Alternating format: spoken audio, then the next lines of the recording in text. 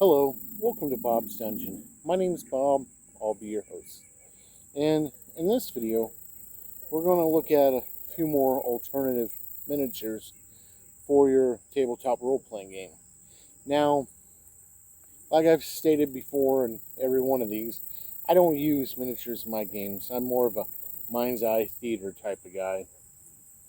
But there are a lot of people out there that do use miniatures, and sometimes, for whatever reason, it can be hard to get your hands on some appropriate miniatures, or even there's the expense costs to it.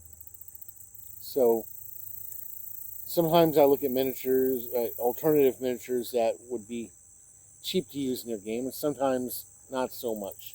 In this video, I got some that will be cheap to use in your game. And a good thing to have miniature-wise is monsters. And we're going to look at some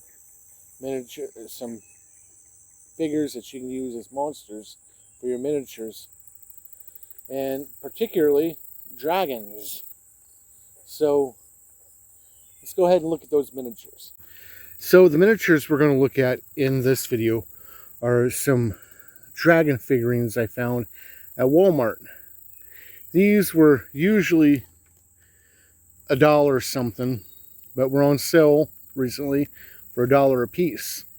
So I bought a bunch of them, and I got one bonus to look at too. But let's go ahead and start. First off, we got this guy. And like I said, they're all dragon figurines. And for $1, that's a pretty good dragon to use as a miniature for your game. I mean, it could probably use a coat of paint. The way it's set up, it'd probably make a really good black dragon. But yeah, that one's pretty neat. Then we got this one, and he's already green, but a coat of paint would really make this guy shine.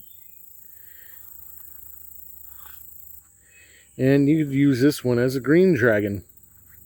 Now, some of them have weird things going on with their wings, but you could probably take a hairdryer and heat them up a little bit and get them to hold a position that you'd want them to be in. The next one we're going to look at is, I think this is the worst of the lot. The paint job is horrible on this. But like I said, a coat of paint on these, and they would really look good. But I guess you could use this as maybe a red dragon. I mean, color aside. But I guess he does look alright. The paint on this makes it look a lot worse than it is.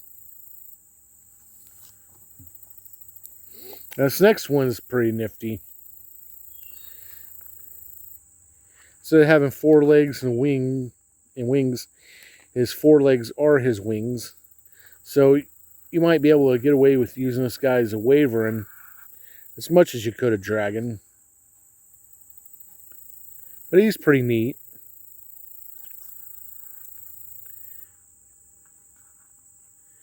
Yeah, and this last one I'm going to show, I've had him for a while. And he was like $3 to $5. Can't remember, it's been a while. But he's made of a little bit harder plastic than the others. And a lot more detailed. And the paint on him is a lot better. But I've had him for a while. It's got some dust on him. I bought him because I was going to, when YouTube first started their shorts, I was going to make some shorts using this guy and called them Plastic Dragon Adventures, and have him do weird stuff like interview action figures and other weird stuff. But I never pulled the trigger on it. I've thought about going back to that. trying it out. Let me know if you'd like to see some plastic dragon adventures. We can do some weird stuff with them. But yeah, that's what we got. So those are the alternative miniatures I've got for in this video. Some monsters you could use to send your players up against. They're dragons, but you could use them as other things too. Wyverns, demons, aliens, mutants, whatever your game calls for. And, you know, a coat of paint on these things would really make them stand out really good for your game. But sometimes finding cheap figures like this is really good as far as miniatures goes for your game. So thank you for joining me at a look at these figures, and hopefully you'll join me next time where we'll talk about something else. Bye.